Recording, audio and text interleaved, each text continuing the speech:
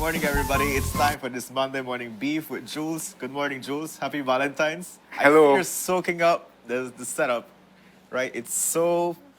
Yeah, they've really I'm very surprised when I saw it this morning. Yeah. The brilliance of our neighbor, David Matos. Yes. Yes, he's amazing. Like, Yeah, honestly. he really reinvented this space and he did it in an hour, I think, an hour and 7 minutes. Wow. Oh, wow, really? Yeah. I never know, miss. So, this looks really good for an hour and 17 Yeah. minutes. Hour and 7. 7 order. Hour Sorry, seven. the Libra. You never know, you know. Maybe you're wrong. You need to wrong off your numbers sometimes. But I surprised you not to wear no red or pink or white. What happened? I am not You surprised. feel grinchy? I'm a Valentine troll. I could tell. I am not surprised. I'm a troll in general. I know that, I'm not right? the internet troll, like the old-fashioned, the kind who was on the bridge, who was stopping Oh, people. I'm a from grumpy crossing. old troll. Oh, Yeah, yeah. yeah, The one? I'm Okay. that guy. We need to do a song with you to do that. Then we could really put it into effect. I can hear the little evil gears working in your head. I love it. But Monday morning beef, we have you Yeah, back I'm in the here. way because Uno got a whole vibe. Yeah, we have a whole vibe, but you know, people do love you. So That's true. People So- do love Jules. they still want to hear from you before we get into all the love. They want to hear the juice and the beef and the The ketchup beef and every and single the thing. ketchup. And a lot has been happening, you know, like posts they get make the throats torn out of certain ministers, lawsuits that happen, government not to work with some. Like we have a lot that happen for our discussion. So let's start off, you know, slow and steady. Then we build up the pace. You like that, Kev? Yes, I I like like that too. So we understand the Right Honorable Sir Manuel Esquivel has just passed as recently last week. And so we had Senator Darrell Bradley talking about, you know, his legacy here. I believe it was just Friday that went. But now we're looking at the idea of funeral arrangements because we understand that he was an atheist. So there won't actually be a church funeral in that regard. So what's going to be happening in regards to how they lay him to rest? Well, I will start off with a contradiction in one sentence. Uh-huh. I was raised a Catholic and Manuel Esquivel was my godfather. But he's an atheist and so am I. So it's perfect, right? So I'm just saying, the fact is that Mr. Esquivel was a non-religious person, certainly. And he did not want any churching at his funeral. He wanted a concert celebration. Oh, I And like that's that what too. they plan to have. So the official release, so he has been cremated. Okay. So the urn will lie in state tomorrow because he still has to have what is being called a state memorial. Okay. Right. So the urn will lie in state tomorrow. This is a very different experience for Belizeans because we're used to the body Yeah. Yeah. lying in state. The urn will lie in state tomorrow. And so we are now in a period of mourning, official mourning, which started on Monday, February 14th to Wednesday, February 16th, 2022. Okay. Right? So we're in 3 days of mourning. And so all flags will have to be flown at half-mast for 3 days. And the government has planned a state memorial for Sir Manuel Esquivel, who died on February 10, 2022. So a memorial event on February 16th will be held at the House of Culture. That's Wednesday. Okay. Right? So, but on February 15th, I'm reading from the release, the urn containing the remains of Right Honorable Dr. Sir Manuel Esquivel, KCMG PC, will be transported via cortege procession to the former state dining room at the government house where it will lie in state. The paying of respects by invited guests will commence at 2 p.m. and end at 4 p.m. So And that's that- tomorrow, because tomorrow's Right, and that will be broadcast on all media. I have been asked to commentate it, and I plan to do so with Indira. And so we will be doing that component. And then on February 16th, there will be a procession from his home with the urn. So it's a very different type of disembodied experience, right? Because when we say procession for funeral, we think of a coffin. Yeah. It'll be an urn, right? That will proceed. And that urn, the specifics of the urn will be that the remains of the late Sir Manuel Esquivel will be placed in a glass case covered by a black pall. A BDF escort will stand guard at the urn while it lies in state. So it's a different kind of experience and a very interesting learning experience, right? Yeah. Yeah. But it's nothing short of the tribute that he He deserves deserves. Yeah, as a definitely. farmer, prime minister, but also in the change that he created. And the leader that he in really Belizean is, you know. culture, exactly. So The impact Well, he's I made. think that we did not have a democracy until the UDP won in Yes. 1994. We had one-party rule. Yeah. We had 30 years of one-party rule. So I think how that, to me, jumps out as the first and foremost, most important thing, that he proved that we have a democracy. yes, And I think that, you know, we hear all these politicians speak, you know, whenever someone extols a personal virtue, means that they usually aren't that. If I keep saying to you, I honest, usually that means I'm not honest. I am a man of integrity and we will govern with integrity. That means you're advertising something you don't have. the law of attraction. Exactly, right. And the thing is, Mr. Esquivel, I don't recall him speaking of those terms because it was axiomatic. It came from him inherently. Right. He was the embodiment of that. Yeah. And he wasn't the embodiment of it in that way that I am the embodiment of integrity. He just lived He just a was, life yeah. He just full of did the work. integrity. You have to understand, I don't think Mr. Esquivel ever drove an SUV other than when he was for work. He never owned an SUV. You have to understand the scale. The house that where the urn will proceed from his family home is his family home from where he grew up. He grew up in that home. He never buy no big house. He never, when he left, the government had 3 houses, had 4 land. That house is the Bolton family home. Mr. Esquivel is by his grandfather is Bolton. His grandmother was a Creole woman, and so then that's on his maternal side. His paternal side, his father is from Corozal. Okay.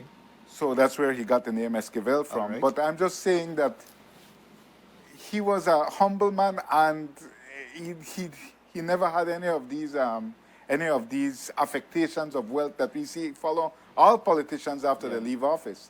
Mr. Michael Finnegan did say something about that he was into politics because of the people rather than seeing what he can get for himself out of Yeah. Well, politics. you know, my father is the one who recruited Mr. Esquivel into politics Okay. because they were the Liberal Party, and he recruited him in terms of to say that you should run, etc.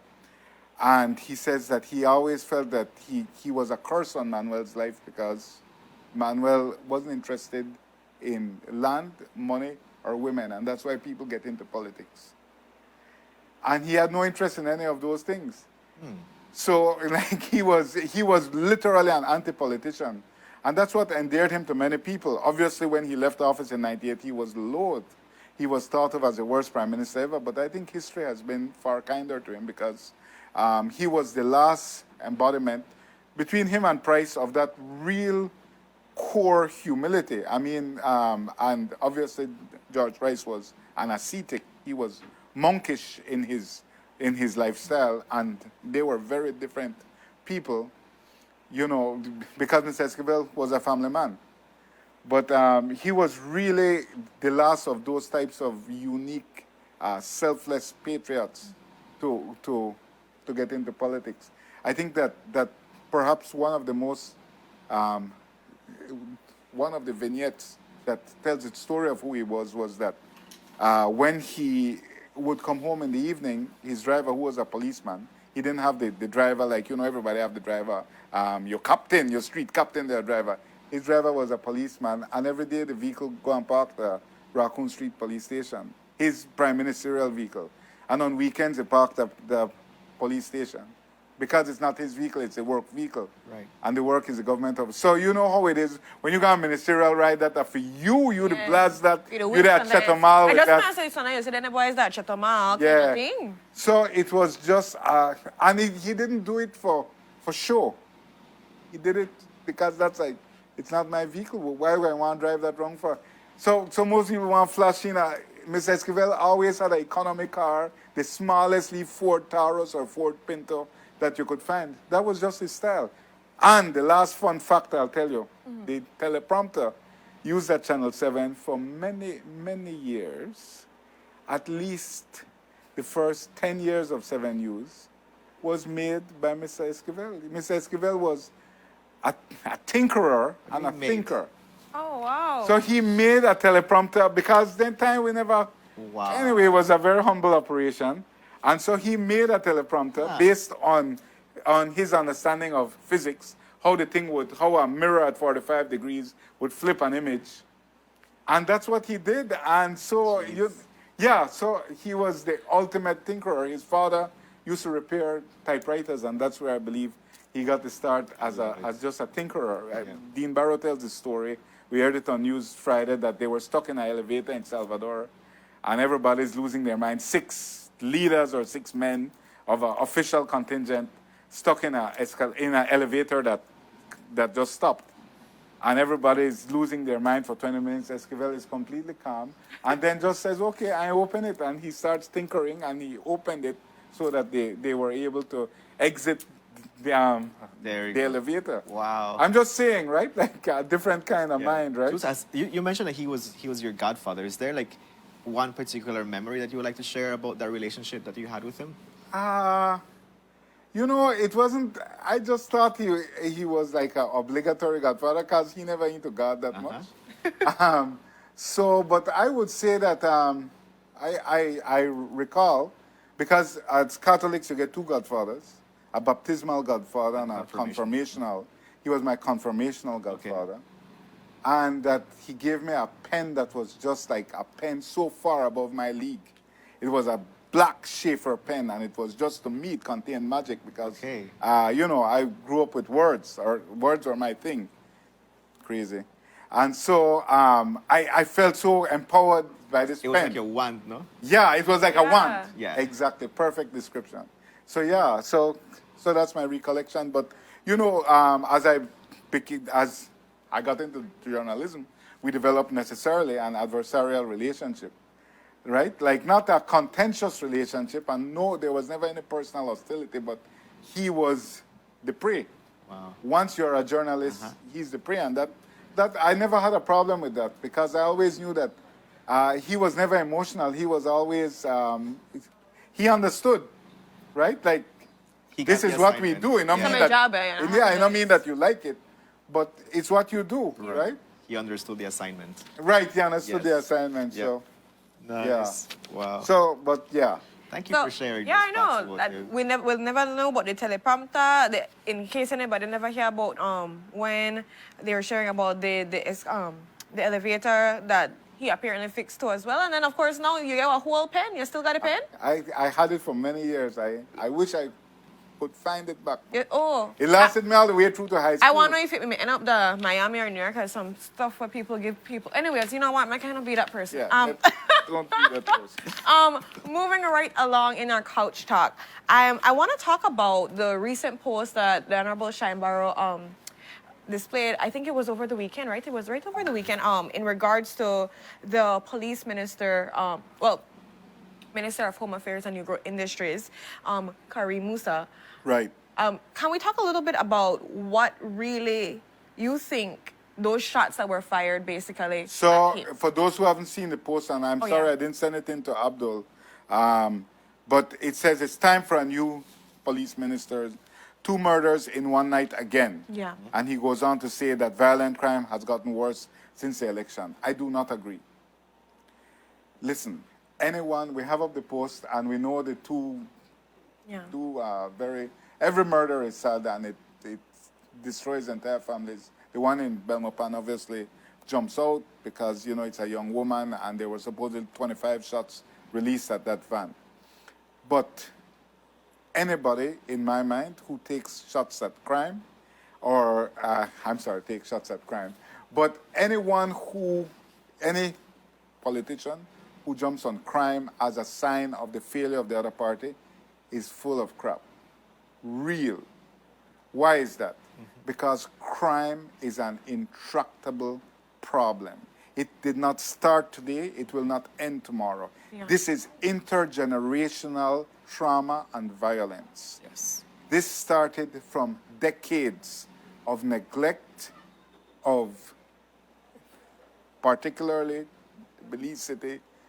I hate to use the word Southside families, but it has extended throughout our country. Yeah. And there is so much violence interlaced with gangs, and gangs exist because men and boys need social acceptance and grouping. We've been through that, Yeah. right? They need love. So crime has soared to, we had 140 plus murders under the UDP in 1 year. So no one has the solution and no one has a monopoly on what will solve crime. Regrettably, there is no way, to contain these malevolent, these bad actors who go out and perpetrate crime. It's a tough job for the police, but in my mind, it's opportunistic of Shine, because if he were there, the same thing would be happening. This is real. It's not an isolate moment that creates crime. It's the guns, it's the culture of violence, it's a trauma. So it's a gratuitous shot. But it's what happens in politics. The PUP did it for so many years and then come right in and can't solve it either. Yeah. Right? And I understand, I'm not blaming them, but don't pretend that you can solve it because you're full of junk.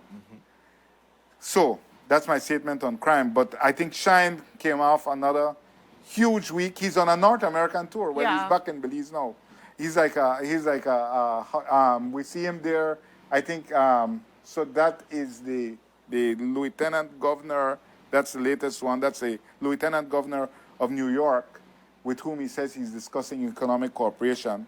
We have another picture of him having a dinner at the famous Sylvia's restaurant in Harlem with the mayor of New York, right? And that is a significant event. Eric Adams is the new mayor of New York, and there he is sitting.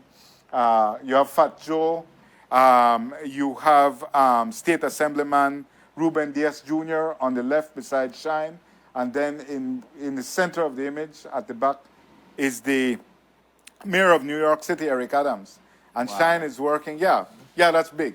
It is. And Shine is working assiduously, he says, to get a sister city relationship with New York. And it's like, New York is like, it's the biggest, greatest city on earth. So there they are. That's the mayor right there. So, these are, and we have him at an event with Reverend Al Sharpton as well, Reverend Al Sharpton's group, NAC.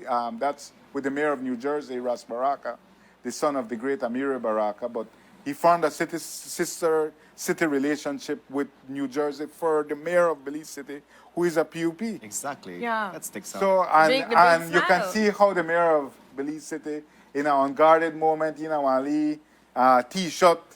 The man is overjoyed. He's on a video call with Ras Baraka. If you have the other picture, Abdul, he's laughing like a school child, Mayor Bernard Wagner.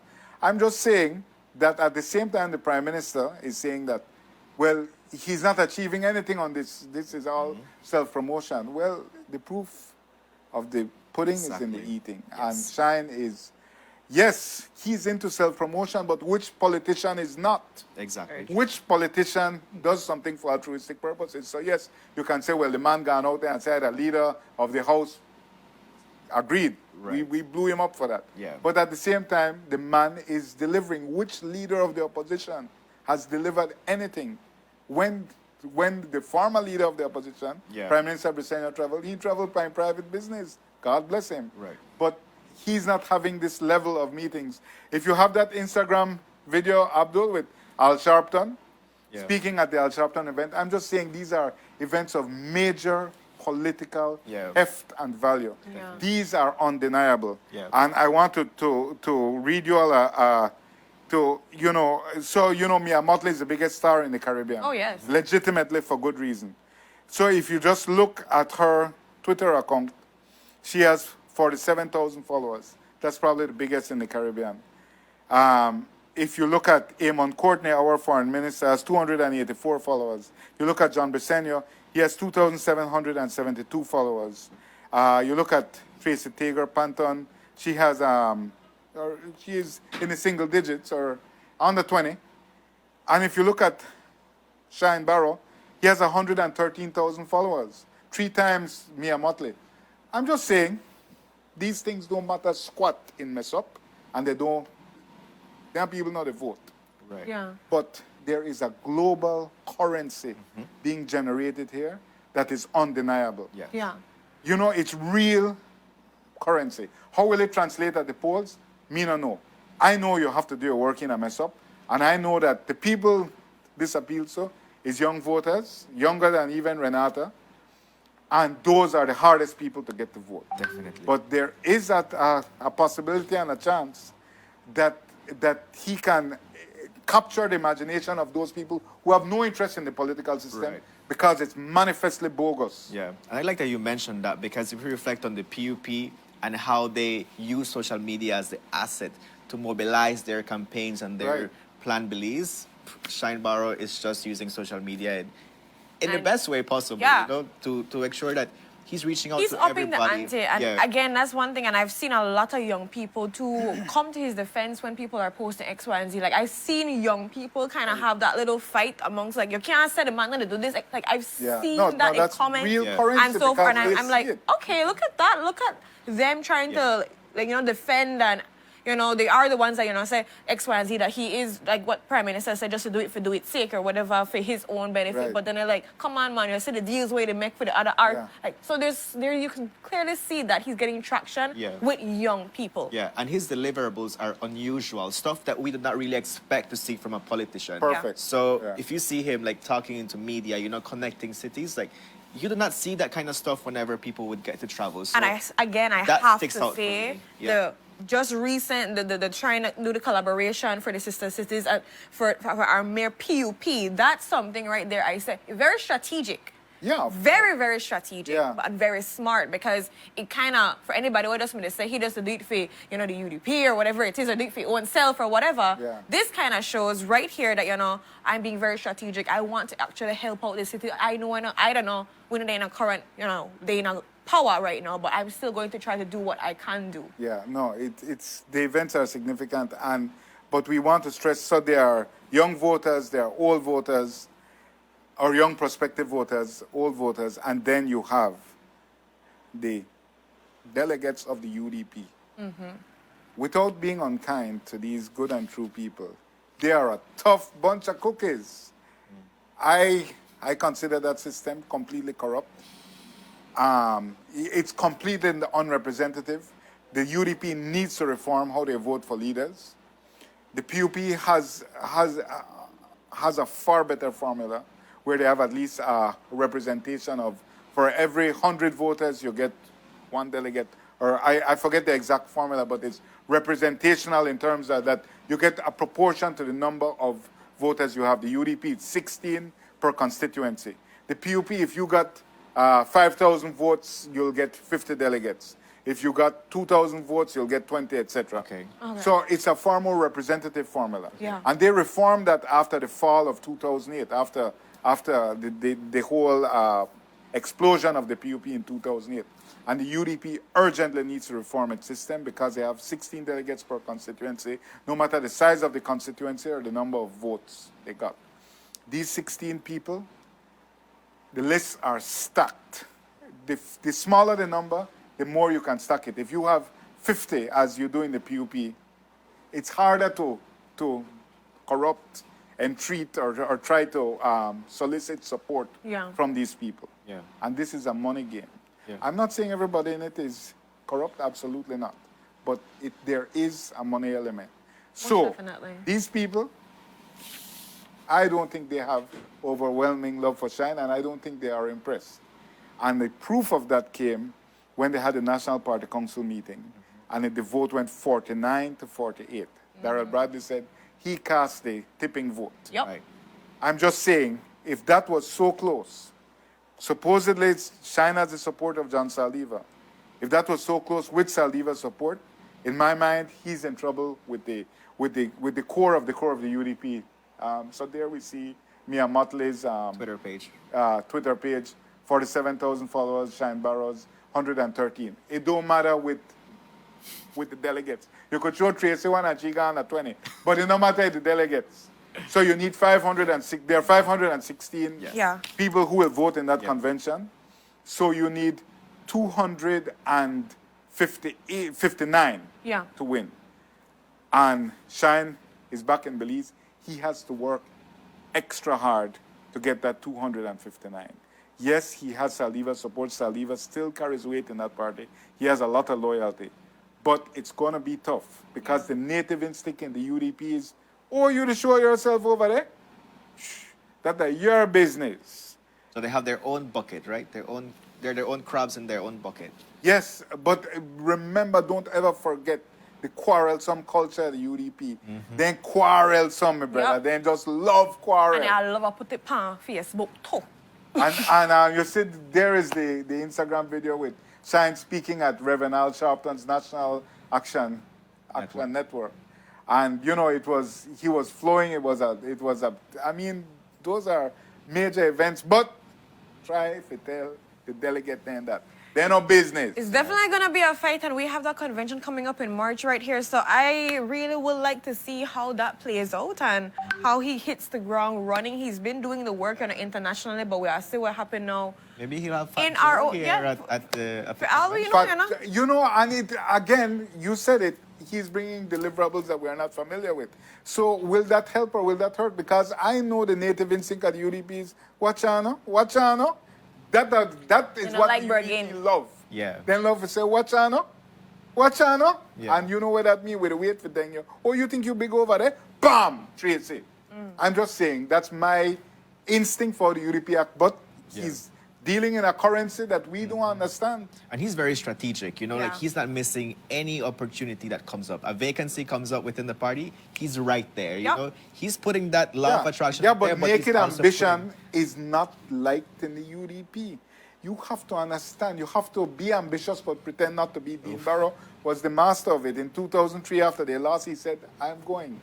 I failed as leader to deliver you all the victory. Maybe Patrick Faber tried doing the same thing. Exactly. And so everybody in UDP at Dean Barrow time don't and say, please no go. And when Faber did, they say, all right, yeah, you could go. Well, yeah, I think you're done. Anyway. You know, sadly, we've run out of time for Coach Talk. Yes. But it was juicy stuff, I believe, because I see people, you know, in the comments, it was juicy stuff. And again, we always appreciate the, you know, the troll and Grinch coming on to bless us with his presence and everything.